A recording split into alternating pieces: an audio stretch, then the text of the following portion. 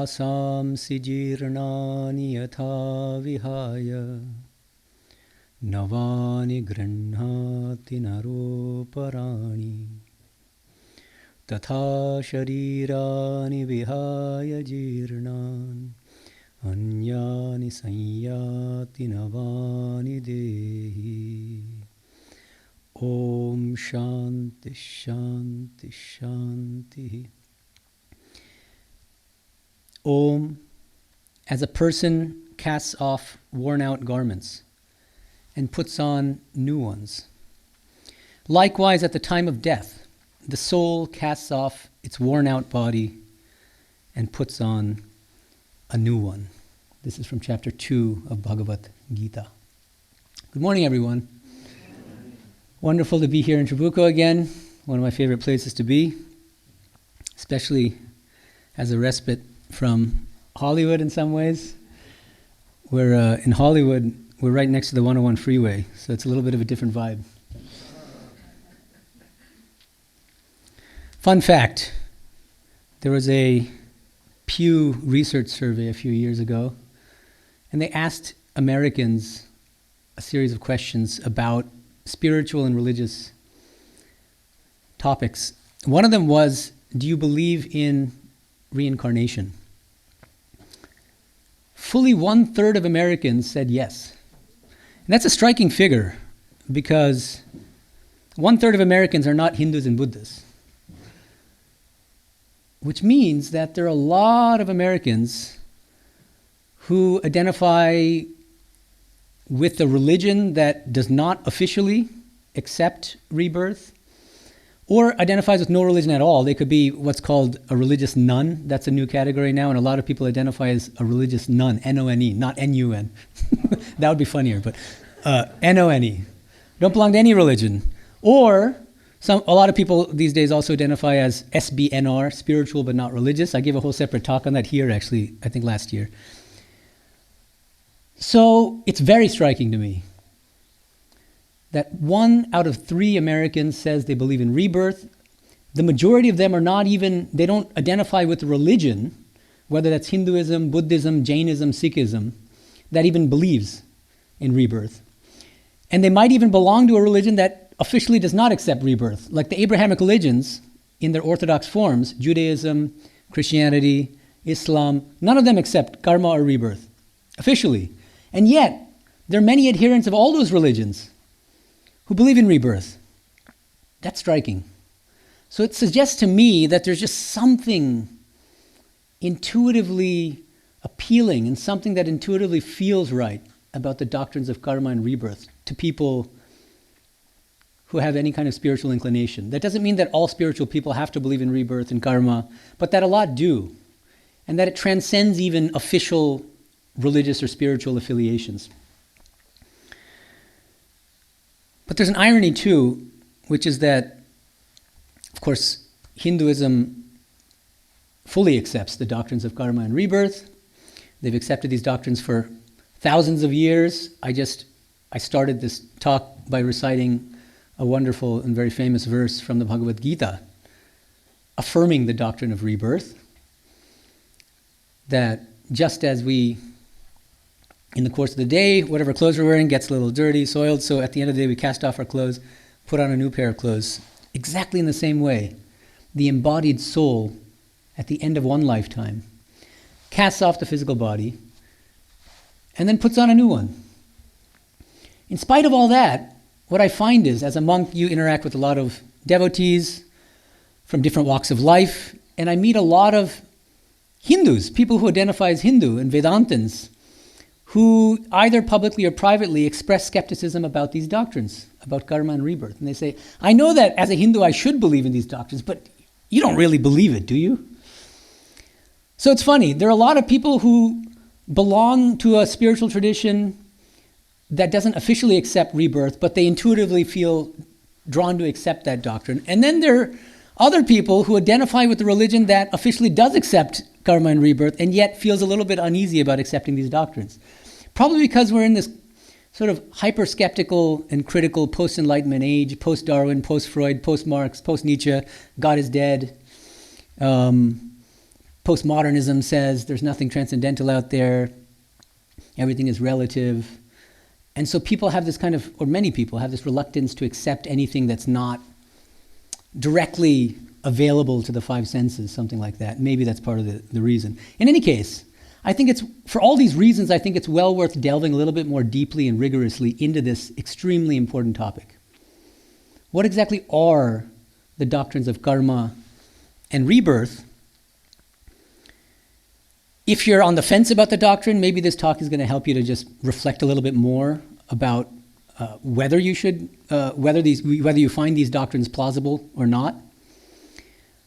If you already believe in these doctrines, hopefully this talk is going to strengthen your faith and belief in these doctrines. What happens in spiritual life often is we say we believe in something, whether that's God or doctrines like karma and rebirth, but then suddenly something happens in life which kind of shakes our belief. And it's in moments like those, moments of crisis, doubt, which we all go through, it's very natural, that it's helpful to be equipped with this kind of arsenal of ideas, arguments that kind of strengthen our faith in these doctrines. And for skeptics who just tend to dismiss these doctrines out of hand, karma, rebirth, hopefully this talk will at least get them to think again about maybe what they're dismissing is a caricature of the doctrines rather than the doctrines themselves.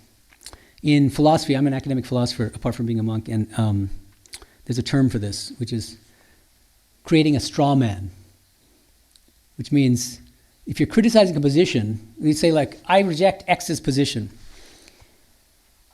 but you explain X's position in such a way that it doesn't actually reflect what X believes. It's just you've created this artificial fake position which is easy to knock down, but it doesn't actually correspond to what X's position really is. So in the same way, some people, they dismiss karma and rebirth, but what they have in mind by karma and rebirth is not the real doctrine.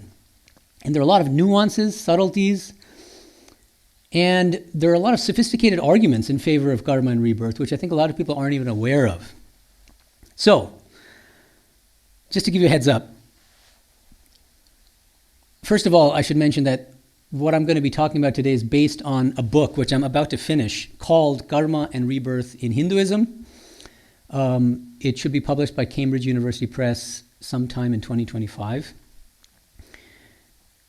So if you want more details, please wait for that book to come out, and we'll probably sell it in the Hollywood bookstore, and you can get it online. Okay, so in terms of the structure of the talk, I want to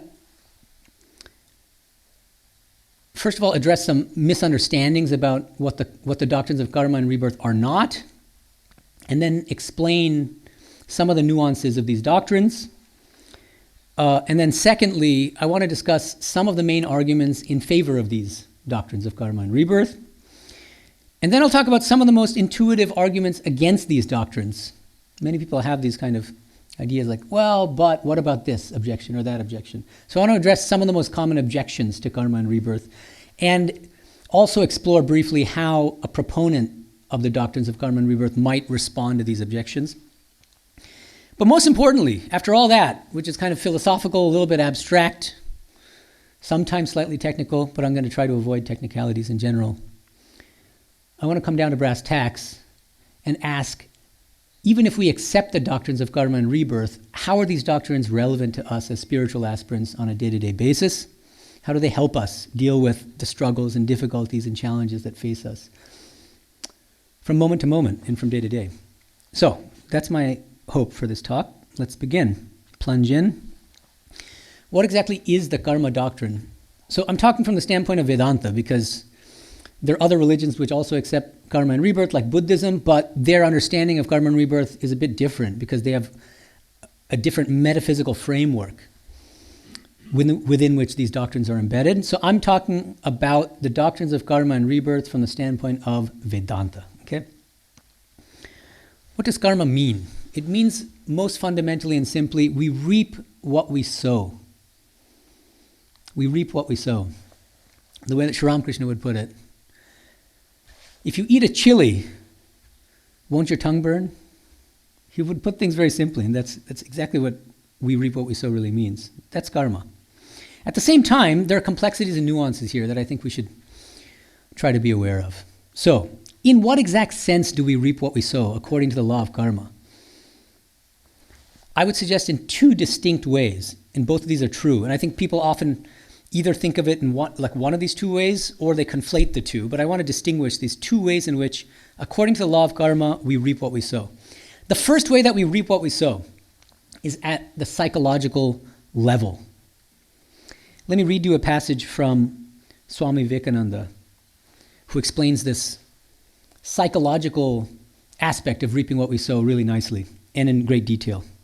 He says, each action, which means both physical action and mental action, is like the pulsations quivering over the surface of the lake. The vibration dies out, and what is left? The samskaras, the impressions. Samskara in Sanskrit means latent mental impressions, which are left by our actions. And they're stored in the unconscious.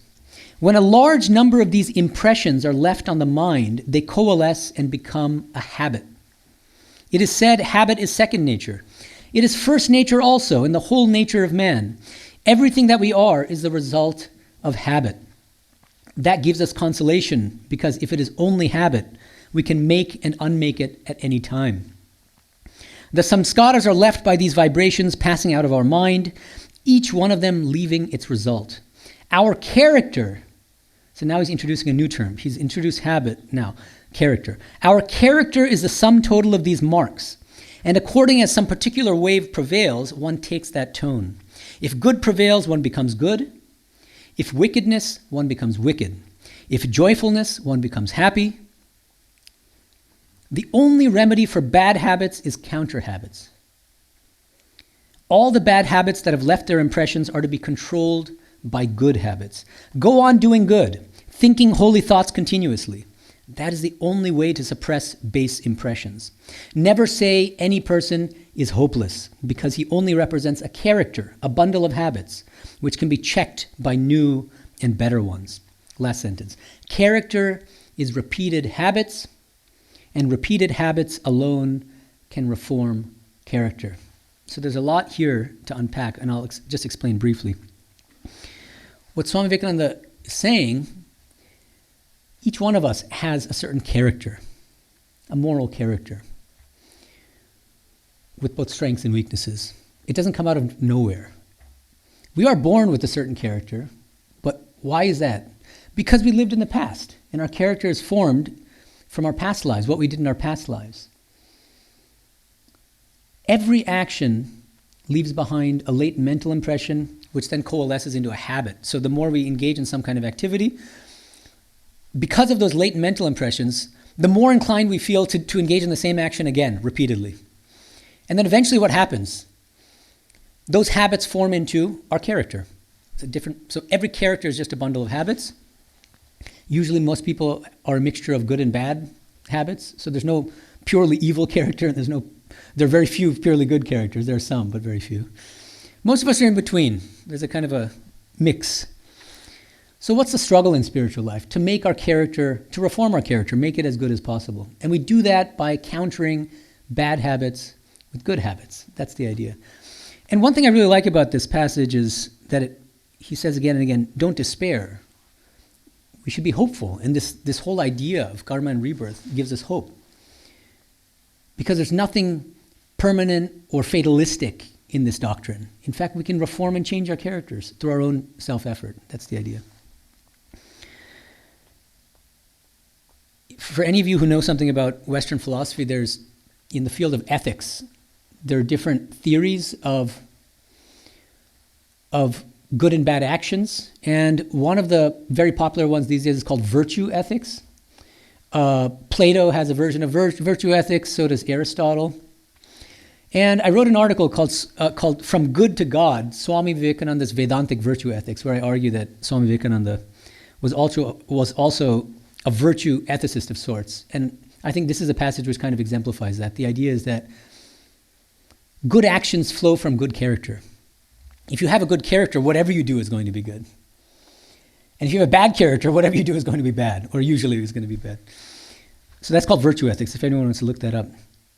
Okay, so that's the first sense in which we reap what we sow, according to the doctrine of karma, at the psychological level.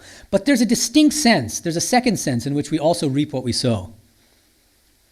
This is at what I would call the metaphysical level. Here's how it works. Relatively simple. We do something good, a good action. That good action generates merit. The Sanskrit term is punya. As a result of that punya, in a future life or later in this life, we encounter favorable circumstances. We're, in a sense, rewarded for our good action. Whether because in the next birth we're born into a good family, or we have certain character traits which help us in our moral and spiritual life. We meet people who help us along the path. We have good nurturing parents, and so on and so forth. Everything is karmic, basically. And the reverse is also true. So if we perform a bad action, an unwholesome action, something selfish, something immoral, what happens? It generates demerit. The Sanskrit term is papa. And then that papa results in unfavorable circumstances either later in this life or in a future birth. Okay, so you can already tell that metaphysically the doctrines of karma and rebirth kind of go hand in hand. They're inseparable in Vedanta. You can't have one without the other. Bhagavad Gita talks about this a lot. Chapter 6, Nahi kalyanakrit kaschid durgatim tata gacchati. In chapter 6, Arjuna, he's kind of this everyman, He's not a particularly advanced spiritual aspirant. He's like most of us, struggling. And so he asks these very kind of down-to-earth questions. So Krishna is talking about all sorts of high flights of Vedanta and high-level meditation techniques, and Arjuna gets worried because he's like, I'm nowhere near capable of doing any of that stuff. So he says, what's going to happen to me if I try and fail to do the things you're recommending? And then he gives this word of assurance. Nahi kalyanakrit kaschid durgatim tata gacchati. Oh my dear Arjuna, nothing bad will ever befall anyone who tries sincerely to struggle on the spiritual path. And then he says in the next verse, Prapya punyakatan lokan ushitva shashati samaha shuchinam shrimatam gehe yoga prashto vijayate. He says, if you do any good, it's like a bank account. I make $10 in savings. It's not much, but it's something. It's not zero, and it's not negative. So what happens? In my next life, my savings account starts with that $10. So you start where you left off in your previous life. And so in this verse, Krishna says, yeah, so you didn't get liberation in this life, but you made some progress. That's going to carry over in your next life. But before you're reborn, you're even going to, if you accumulate enough good karma, you're going to spend some time in a temporary heaven where you reap what you sow in that sense, because the heaven is pretty pleasant and nice. You can't stay there permanently, unfortunately. But after that, after you exhaust your good karma, you come back here, reborn in another body, but in favorable circumstances because you did good. And you take up where you left off, and you continue on the spiritual path. And you continue to try to better your character. But another thing to keep in mind here, in Vedanta, the goal of life is not to accrue good karma. It's another subtle point which a lot of people maybe don't understand or misunderstand. The goal of life, according to Vedanta, is liberation. Liberation from this entire cycle of birth and rebirth. And as long as our priority is to do good karma, to generate merit, we'll never get out of this cycle. So then what do we do to get out of this cycle of rebirth? What do we do to get liberation? Do good actions. All those wonderful things that the scriptures teach us to do. Try to cultivate unselfish qualities, but with this catch. Try to do it in a selfless spirit without desire. Without desire for the fruits of the actions, which means without even desiring the karmic results of what you're doing. This is a very subtle point.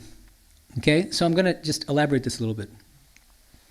The doctrine of karma applies to everybody at all stages in spiritual life. And for less spiritually evolved people, what the doctrine of karma says is, it behooves you to do good actions because you yourself will be benefited as a result. Because all of us reap what we sow. And for the reasons I explained, the two ways that we reap what we sow, psychologically and metaphysically, anytime you do a good action, ultimately what happens is that you will be benefited. But you might say, well, that's still kind of like a form of selfishness, isn't it? It kind of is. But it helps us at a certain stage in spiritual evolution. And the beauty of Vedanta is that it takes us where we are. It doesn't impose these kind of unrealistically high standards for us. It takes us where we are, holds us by the hand, and helps us forward. But at a certain point in spiritual life, what we realize is, I want something more. And I don't want to do good because I'm going to benefit from it by accruing good karma and being born into a nice family and enjoying pleasurable circumstances. I want to do good for good's sake. I do the same good actions, but in a nishkama spirit. That's a Sanskrit term. This is taught in the Bhagavad Gita repeatedly. Do things selflessly without desires for the fruits of the works. And then what happens? Something magic happens. You might still get those favorable results in the end, but they come as a side effect. But the main effect is you're benefited ethically and spiritually. You grow morally and spiritually, and those actions help to purify the mind and bring us one step closer to the highest spiritual goal of life, which is liberation. Okay? Now, one common, I think, misunderstanding of the doctrine of karma and rebirth, but which is very pervasive. I don't want to say it's a misunderstanding. Part of what I do in my book is point out that there's no monolithic understanding of karma and rebirth in Hinduism as a whole. Hinduism is a vast religion, which has many different sub-traditions within it. And actually there are nuanced differences across Hindu traditions about what exactly karma and rebirth are. And one thing I point out is that in Hinduism you'll find two fundamentally different understandings of the doctrine of karma. One is a retributive understanding of karma, and the second is an evolutionary doctrine of karma. What do I mean by these? The retributive doctrine of karma is that karma basically is a doctrine of reward and punishment. I do something good, God rewards me with a lollipop. Yay! I do something bad, God either gives me a slap on the cheek or something much worse. I get punished for it. A lot of us think about this doctrine of karma in this way. And then, what happens if we believe in this doctrine of karma? We do good out of fear. Nobody wants to be punished, right? What I want to suggest is, that you do find that version, that retributive doctrine of karma, in some forms of Hinduism. Fortunately, in our particular brand of Vedanta, the one that our tradition is based on, actually upholds, I think, a much more spiritually sophisticated and spiritually beneficial doctrine of karma, which I would call an evolutionary doctrine of karma. Before I get to that, I wanted to share with you just how pervasive this idea of this reward and punishment model of karma really is. Many of you, I'm sure, have seen the popular TV show Big Bang Theory. There's an Indian character on the show whom I met because he lives in Hollywood, Kunal Nair. He would come to the center once in a while. His character's name is Rajesh Kutrapali, as a lot of you know. So let me read to you from an episode where Leonard Hofstadter, one of the main physicists on the show, he says, I deliberately tried to sabotage Stuart's date with Penny. He's interested. Leonard is interested in Penny, but is too afraid to ask her, and so he tried to sabotage her date. Rajesh, the Hindu. Of course you feel terrible. You completely screwed up your karma, dude. Sheldon, the brilliant physicist, roommate of Leonard. You don't really believe in that superstition, do you? Rajesh. It's not superstition, it's practically Newtonian. For every action, there's an equal and opposite reaction. Leonard pretends to be a friend and acts like a two-faced, and then there's an expletive, which I'm going to omit. Therefore, he is reborn as a banana slug. It's actually a very elegant system. You know, what goes around comes around. That's the caricature.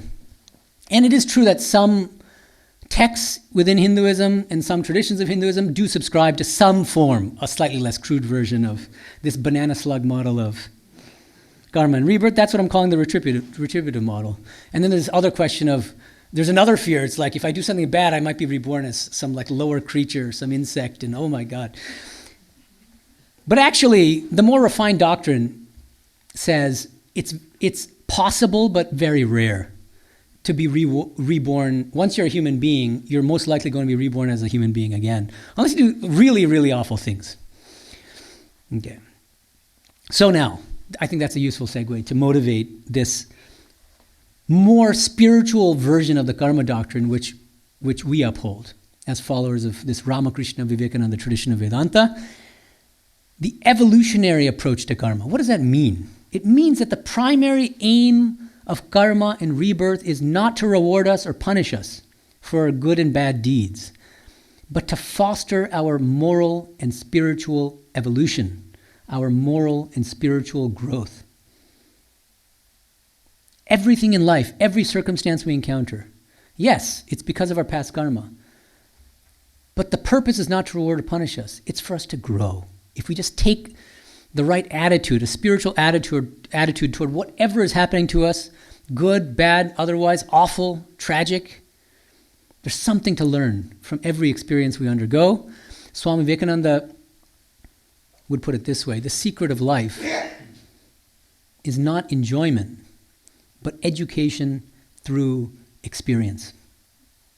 The secret of life is not enjoyment, but education through experience. And the doctrines of karma and rebirth help us to learn from our experiences. That's the basic idea. Swami Medhananda says this when he says that this world is a moral gymnasium in which we have come to grow strong. And Sri Aurobindo, another great 20th century Vedantic mystic, who was also strongly influenced by both Sri Ramakrishna and Swami Vivekananda, he's actually the thinker, the philosopher and yogi who's developed this doctrine of evolutionary karma in the most rigorous way. And I want to share with you a really interesting and profound passage where Sri Aurobindo explains this evolutionary doctrine of karma and how it differs from this reward and punishment model of karma that Rajesh Kutrapali in Big Bang Theory talks about. Sri Aurobindo says, "Nor can good fortune and evil fortune, pleasure and pain, happiness and misery, and suffering be taken as if they existed merely as incentives and deterrents to the natural being in its choice of good and evil." His prose here, don't get too intimidated by it. What is he saying? The purpose of karma is not to instill fear in our hearts and to make us do good out of fear, because otherwise we'll be reborn as a banana slug or be punished. No. It is for experience, for growth of the individual being that the soul enters into rebirth. Joy and grief, pain and suffering, fortune and misfortune are parts of that experience, means of that growth. Now, even the soul may of itself accept or choose poverty, misfortune, and suffering as helpful to its growth, stimulants of a rapid development, and reject riches and prosperity and success as dangerous and conducive to a relaxation of its spiritual effort. All the secret of the circumstances of rebirth centers around the one capital need of the soul, the need of growth, the need of experience. That governs the line of its evolution, and all the rest is accessory. It's a very profound passage. It's really interesting. Let's say that we're extremely wealthy in this life. When we leave our bodies, it's entirely possible that the soul, it's no longer the ego and the person who is wealthy, but the soul of that extremely rich person, in between lives, before the next birth, the soul may actually choose to be born in much more impoverished circumstances. Even though it could theoretically be born again, assuming that the person does really good things in this life. But they may choose to be born in some kind of poor village in some developing country. Why? Because the priority of the soul is its spiritual growth. So keep that in mind. It's really important. And notice also that what he's suggesting is that the soul has quite a bit of say in what kind of body it's going to be reborn into, what kind of circumstances it's going to be reborn into. So again, this pushes against the kind of radically fatalistic understanding of karma that it's completely out of our hands. The soul is it's collaborating with God on these issues. The soul, what I mean by the soul is, in between lives, we gain a kind of lucidity because we step out of the body. It's because when we're in the body, we're too identified with ego to kind of be objective about ourselves. And we tend to be selfish. After we leave the physical body, in between lives, is when we gain this kind of spiritual lucidity. Because those biases and prejudices and those selfish things are kind of off the table. And then we think about our spiritual welfare. How do we grow spiritually and ethically? And when we have that lucidity, we can choose properly our next birth. And it might be unfortunate circumstances, but it's not as punishment, it's for our spiritual growth. Okay. Next question that some people have about this doctrine of karma. Okay, let's say I'm open to the possibility of rebirth, but who or what exactly is reborn? It's not obvious. And in fact, within Hindu traditions, there's some difference of opinion about this. One common answer is that it's the subtle body that reincarnates. This is what's called the gross body. The physical body is the gross body. Why can't that reincarnate? Because it dies. If it dies, then obviously that's not the thing that's getting reincarnated. So what is it? It has to be a more subtle entity that reincarnates. And so some traditions of Hinduism,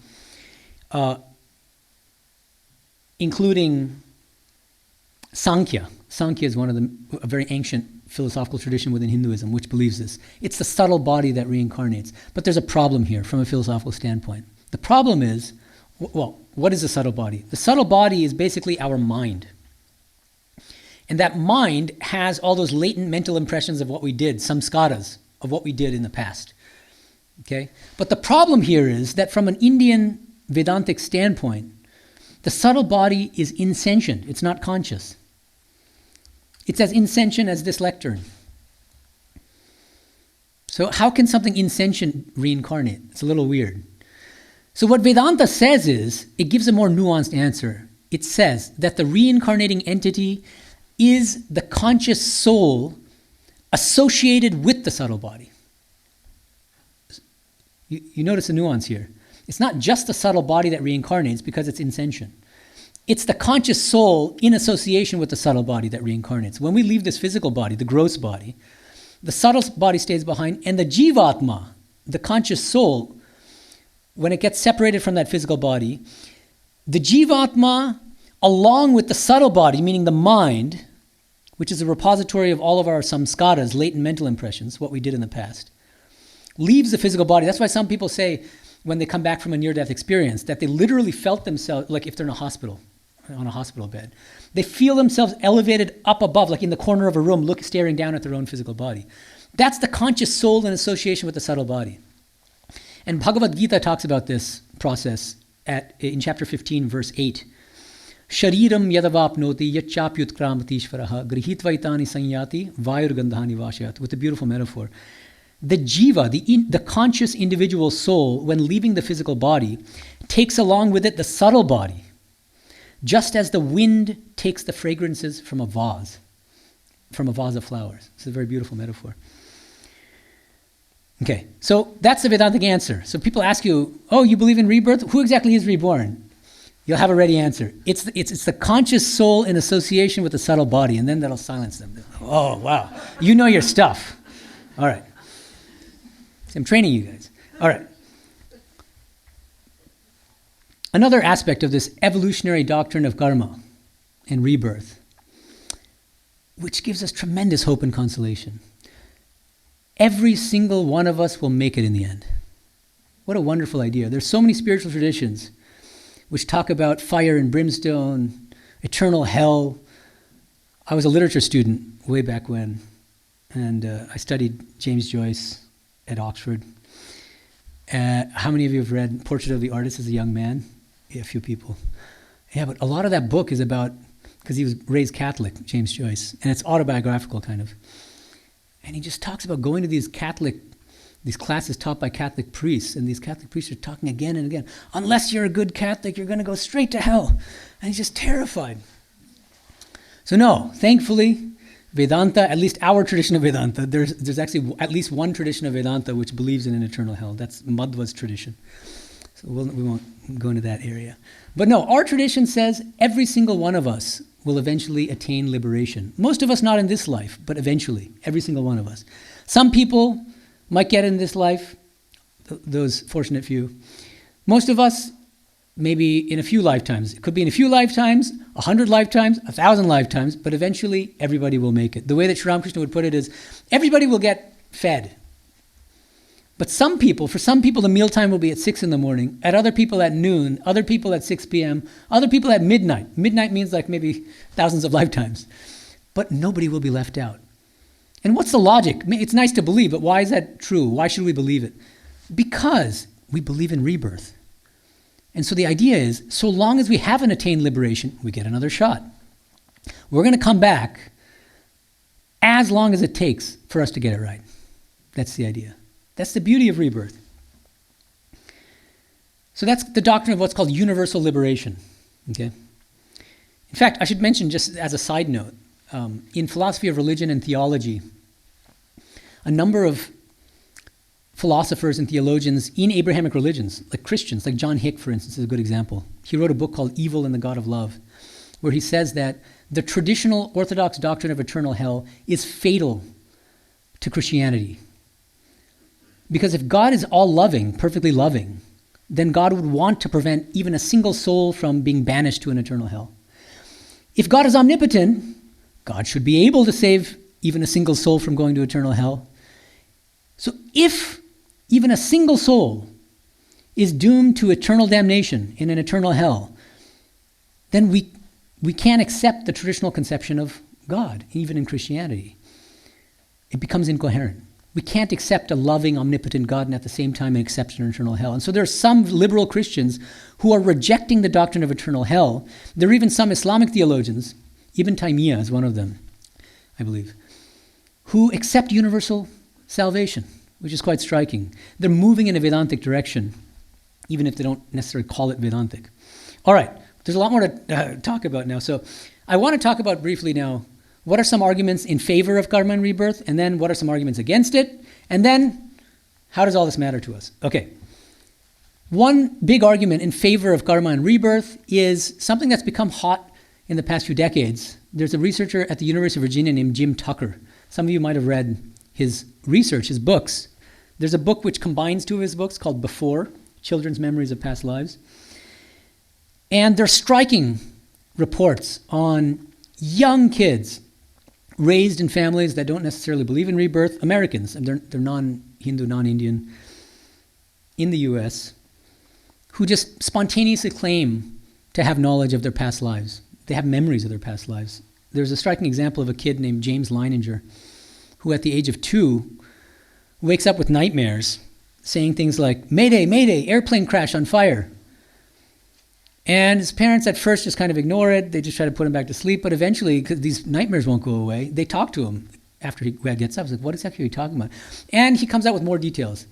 Yeah, I was a fighter pilot in my previous birth. My name was James. I had a friend named Jack Larson. I fought in World War II in Japan. My aircraft carrier was called Natoma. Giving all these details. The parents are completely stunned. The father does research on this. Finds out that there was a fighter pilot named James Houston. He had a friend named Jack Larson. They belonged to the same aircraft carrier called USS Natoma Bay, and a bunch of other facts that he corroborated. So Jim Tucker says, this case is very striking because it's very unlikely that this is fraudulent. There's no good reason why or even how the parents could have made up these facts. And the best explanation of the facts is that James Leininger is a reincarnation of James Houston, the World War II fighter pilot. And I'm not going to go into details. Look at his work if you want more examples of this kind of research. I'm not saying it's airtight, but it's worth kind of considering and looking at. There are two more arguments I'll explain very briefly in favor of karma and rebirth. Both of these arguments, though, presuppose the existence of God. Okay? And the question is, should we accept a theistic paradigm that accepts karma and rebirth, or we should accept a theistic paradigm that does not accept the doctrines of karma and rebirth? Which ones don't accept? The Abrahamic religions in their orthodox forms, just as an example, right? Christianity, Judaism, Islam, versus Hinduism, Buddhism, Sikhism, Jainism, which all accept karma and rebirth. Between these two options, which should we choose and why? Two arguments in favor of accepting these doctrines of karma and rebirth if we accept the existence of God. This is an argument that Swami Medhananda, for instance, makes, but many other people have made the same argument. The idea is this: why in the world is it that we are born into radically different circumstances. Some of us with a silver spoon in our mouth, other people with whatever the opposite of a silver spoon is, a rotten spoon in our mouth. Why? If we don't accept karma and rebirth, God is just cruel and unfair and whimsical. Can't explain it. Impartial. Oh, I just feel like favoring this person, this baby, and not that baby. It's terrible. What kind of a world is this? What kind of God is this? No. We are born into favorable or unfavorable circumstances based on our own past karma, what we did in past lives. That's the fundamental argument here. And again, this is not a cruel doctrine. Sometimes some people misunderstand this and think, well, that's kind of unfair to think that people deserve everything that he or she had it coming to them. Not in that way. Just imagine, there are real cases of this, like a 2-year-old who suffers from terrible pain. Let's say some kind of cancer. The poor baby dies as a result. The doctrine, the evolutionary doctrine of karma and rebirth gives us hope. What's the idea? The idea is that the soul of that baby, even after death, lives on, number one. And that the purpose of this birth, it was not pointless. The soul of that baby exhausted some of its bad karma through undergoing that terrible suffering. But that's part of its very long spiritual journey of many lifetimes. And that the soul of that baby will come back again. It has to, and it will. And it'll be born into much more favorable circumstances in the next birth. And it'll continue to evolve spiritually and morally. I think that's the right way to think about it. And another argument in favor of karma and rebirth that also presupposes the existence of God, it's what's called the multiple shots argument. The idea here is, so in Orthodox Christianity, Judaism, Islam, there's only one life, which puts tremendous pressure on us in this one life. And it can be daunting. And we think to ourselves, this is it? I've got this life of whatever my lifespan is, 70 years, 80 years, who knows? Sometimes Vivekananda left his body at the age of 39. It's terrifying. How many of us can attain perfection in one lifetime? Actually, Vedanta says almost nobody. It's more realistic. And so what Vedanta says is, it kind of takes the pressure off a little bit, but without making us complacent. It says, do your best in this life. And if you don't succeed, don't worry, because it's like a savings account. You'll come back in the next life, starting with that bank balance that you accrued in your previous life. And you'll continue on your journey. Okay. Now, because we don't have much time, and there's a little more to cover here, I'll try to talk about 3 intuitive arguments against the doctrines of karma and rebirth, and how people who believe in these doctrines can defend themselves against these objections. Number 1, very obvious objection. Okay, if it's true that we existed in another body in the past, in a past life, why in the world don't most of us have memories of our past life? Very simple question and objection, right? It's a good question. How would we respond to this objection? Number 1, just because we don't have memory of something doesn't mean that we didn't exist at that time. What's a good example? Do any of you remember anything from what you did 3 weeks after you were born, as a baby, as a newborn? No. Does it mean you didn't exist? Or that you have any good reason to believe that you didn't exist when you were 3 weeks old? No. Okay, so that's one argument against this. Just because we don't have memories of a past life doesn't mean that we didn't exist in a past life. Number 2, thank the Lord that we don't have memory of our past lives. This is the second line of response. Sister Nivedita was a disciple of Swami Medhananda. She once asked Vivekananda this question. If we were reborn, then why don't we have memories of past lives? And he quotes Jesus, sufficient unto the day is the evil thereof. It's enough to know what stupid things we did in this life. If we had to add the emotional and psychological baggage of all the terrible things we did in past lives, we would be emotional basket cases. We'd be emotional wrecks. We'd be racked with guilt and like, holy moly. All right, so that's the second response. Third response. Oh, by the way, cautionary note here. Don't get too obsessed with stuff like past life regression, hypnosis therapy. I don't disbelieve it. There's an extraordinary book called Many Lives, Many Masters, which some of you, I'm sure, are familiar with, Brian Weiss. And I believe the story, at least that case. But now it's become almost a fad, and it gets risky a little bit because, you kind of risk opening a Pandora's box that you probably shouldn't open. There's a reason why God withholds from us, most of us, memories of our past lives. Because it may be too much to handle. But third response, and relatedly, some of the great sages, like Vivekananda himself and others, Vedantins, they claim that even if most of us don't have memories of our past lives now, we will regain memories of our past lives when we are spiritually mature enough to accept those memories. And specifically, Vivekananda says, each one of us will get back the memory of past lives in that life in which he or she will become free. In our last life, in our last embodiment. That's when we won't freak out and when we won't be debilitated by that knowledge of what we did in the past. Buddha is a good example. In his biography, we're told that when he attains nirvana, he actually has a rapid memory, this kind of succession of memories of all of his past lives. Second intuitive objection. Well, doesn't the doctrine of karma kind of end up making us blame the victim, developing this kind of blame the victim mentality, like, oh, that guy had it coming to him, so we don't need to help him. Let him work out his own karma. It's very cruel to think that way. And in fact, the doctrine of karma doesn't encourage us to do that. So that would be a misunderstanding and caricature of the doctrine of karma. What does the doctrine of karma really say? Think about a particular situation, just a hypothetical situation, but it's very real for most people. There's a person who is suffering terribly. And we are in a position to help that person. We might be in that person's proximity. We might have the means or resources to help that person. What do we do if we accept the doctrine of karma? Number one, it's true that that person, that poor person, is suffering as a result of that person's own karma. At the same time, it's equally true that that person, because of that person's karma, brings us in a position to help him or her. That's also part of that person's good karma. That person isn't hopeless. And so we should always think that way.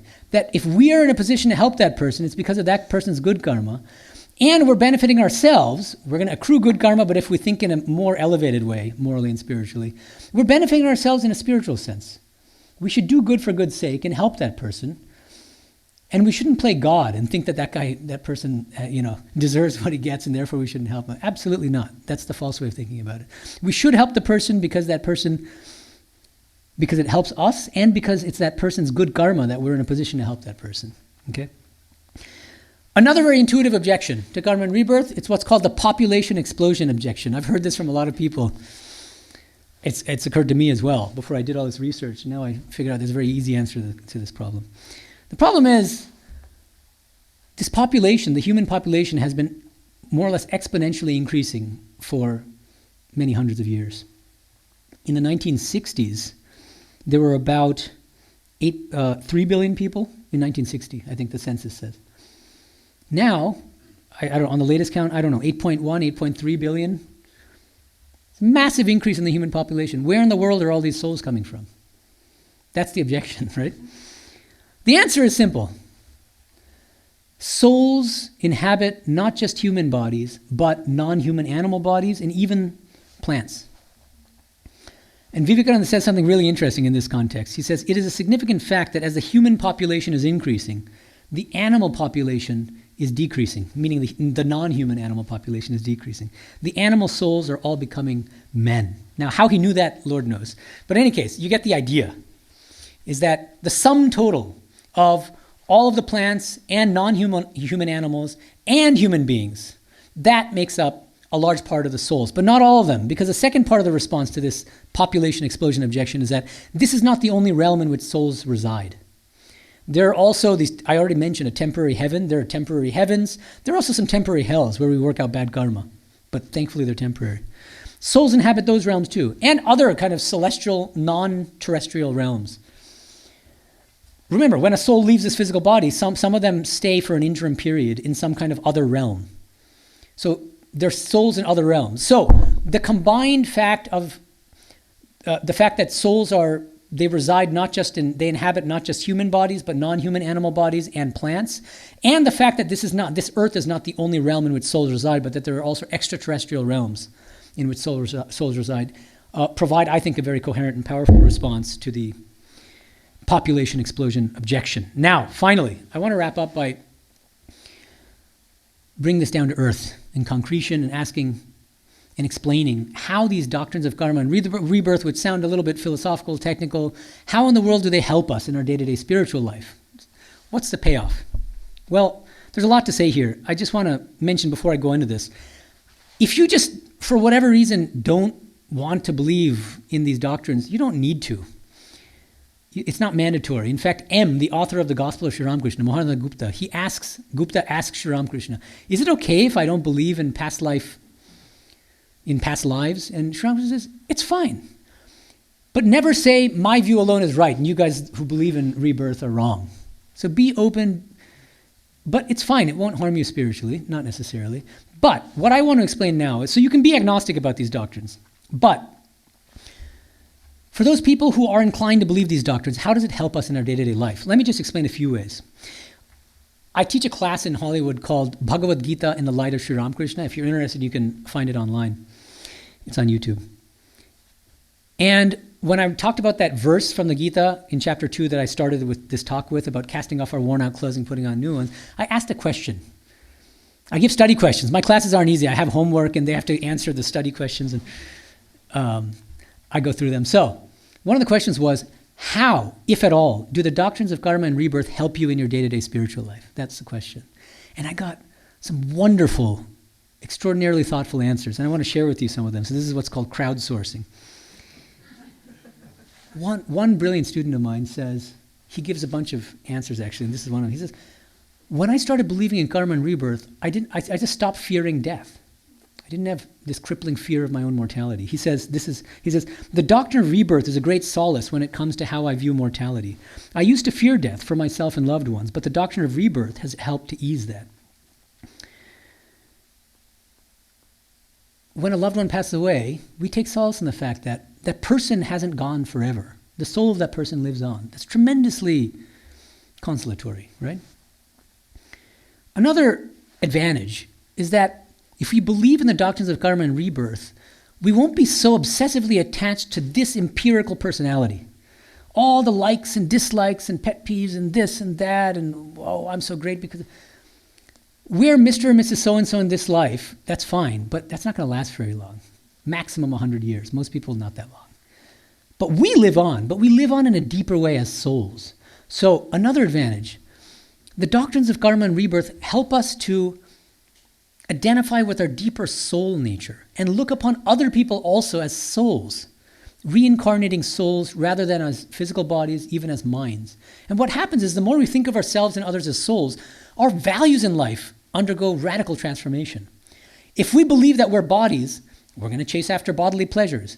If we think of ourselves as minds, we're going to think that the highest values are pleasures of the mind, what brings joy to the mind. If we think of ourselves as souls, then our values become spiritual and spiritualized, and our highest values become spiritual ones. Another reason why the doctrines of karma and rebirth can help us in our day-to-day life, because when we encounter tragedy and suffering, which every single one of us has already encountered, and most of us, especially the older we are, the more we encounter these circumstances, we'll have a better, more spiritual way of dealing and coping with whatever faces us, whatever circumstances we find ourselves in. And again, one of my students puts it this way: the idea of karma helps me to not lash out at God when things aren't going well, because I understand there may be a karmic element which ultimately leads to more equanimity and surrender. And another, I think, really useful advantage of believing in karma and rebirth is that it helps us kind of understand ourselves better in a deeper way. Each one of us is born with certain personality traits, very deeply ingrained personality traits. And people who don't believe in karma and rebirth, they have to believe that it's just like they won or lost a genetic lottery. So some people are just saddled with terrible tendencies, other people great ones. No, karma says, no, that's because of what you did in past lives. And again, one of my students says, karma and rebirth helps to provide a framework for my understanding of myself. I used to feel odd that I seemed to be more spiritually minded than many of my peers, and that I'm so attracted to spiritual philosophy. The idea that these interests may be a result of spiritual interest in past lives helps me to embrace these aspects of myself and understand them as a natural continuation, not a single life obsession. And that's a really nice way of putting it. The same student also says, it's changed the way that he looks upon other people. He says, the idea of rebirth, more specifically samskaras, latent mental impressions from past actions and past lives, helps me to view the psychological struggles and idiosyncrasies of myself and others with more compassion. Knowing that each one of us is struggling because of what we did in our past life, but that the soul is eventually going to make it in the end. We can be empathetic, more empathetic both to ourselves and to other people, and not be racked with guilt about ourselves if we do something bad, but also not judge, not be so quick to judge other people for whatever they're doing. And again, I want to remind you again, no eternal hell. So that's another great thing about this doctrine of evolutionary karma, is that no matter what we're going through, no matter how painful the experience is, ultimately we will make it in the end, we will attain liberation. Okay? Finally, I think just a very profound insight that this one of my students had. He has a kid, and he said that believing in karma and rebirth transformed the way that he thinks about raising his children. He says, I think karma and rebirth have changed my views about raising children. The idea that I am nurturing a soul that has been here many times and is on its own specific journey helps me to view parenting with more of a stewardship and guidance lens, and not a possessive mentality. I see no need to create a carbon copy, shape a child completely to my own ideals, or save them from eternal damnation. I understand that a soul may have chosen me to help them along in this part of their journey. It's a subtle but powerful shift. You can tell how lucky I am to have these kinds of students in my class. I mean, it's a teacher's wildest dream. Students who do homework and are this thoughtful. But so many of you, I'm sure, have children. It completely changes the way you can think about your children, raising them. Stewardship, this kind of stewardship parenting rather than helicopter parenting. This, I want to make my kid in my image. I'm a scientist, my kid has to be a scientist. This is more true of Indian parenting. But anyway, a little autobiographical information there. All right. So, let's end on this note. Again, a little autobiography. Long back, before I became a monk, I was studying at Berkeley as a PhD student, and I ran a half marathon in the beautiful Humboldt redwoods forest. These amazing, gorgeous, huge trees that have lived hundreds of years. I'm doing this half marathon. I trained a lot for it. I'm doing pretty good. It's like 7:32, 7:33 pace per mile. And then at mile 11 or 12, I just start tanking. I think my glycogen stores have just been completely depleted. I am out. I don't think I can make it to the finish line. And then at roughly mile 12, this lovely woman who's also running the marathon, she looks at me and just goes, "You're almost there. Just keep going." She just said that. That's all it took. And then it just gave me that motivation to just make it to the end of the finish line. And I think we should think of ourselves and each other. We should look at each one of us as fellow spiritual aspirants. We're all spiritual sojourners. And instead of viewing life as a competition, we should try to help each other across that finish line. Thank you.